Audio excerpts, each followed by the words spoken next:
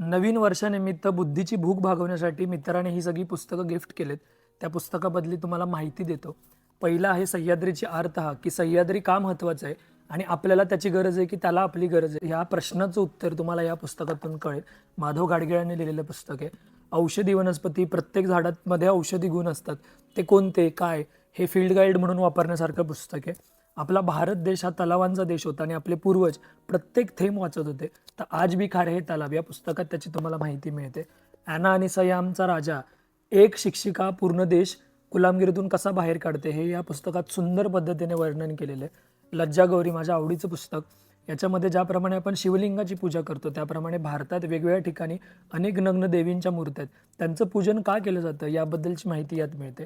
शेती आपण करतो असं आपल्याला वाटतं, परंतु शेती नक्की सूक्ष्मजीव करत असतात आणि त्या सूक्ष्मजीवांबद्दलची माहिती या पुस्तकात आहे.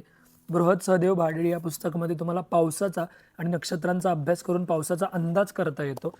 त्याच्यानंतर लोकदैवतांचे विश्व, येडोबा, खंडोबा आणि बाकीचे देव नक्की कोण होते आणि त्यांचा आपल्याशी काय संबंध आहे म्हणून हे पुस्तक आहे. त्याच्यानंतर आहे माधव गाडगिळांनीच लिहिलेलं त्यांचं प्रवास वर्णन, आत्मचरित्र, आणि ते निसर्गवेड्या माणसाचं वाचायलाच पाहिजे म्हणून हे मी पुस्तक घेतलंय. आणि त्यांनीच लिहिलेलं उत्क्रांती एक महानाट्य, याच्यामध्ये तुम्हाला उत्क्रांतीबद्दल माहिती मिळेल. तशी सगळी पुस्तकं तुम्ही जरूर वाचा. त्या सगळ्या पुस्तकांची नावं आम्ही डिस्क्रिप्शनमध्ये देतोय आणि वाचाल तर वाचाल, त्यामुळे जरूर विकत घ्या. धन्यवाद. आरोग्य धनसंपदा.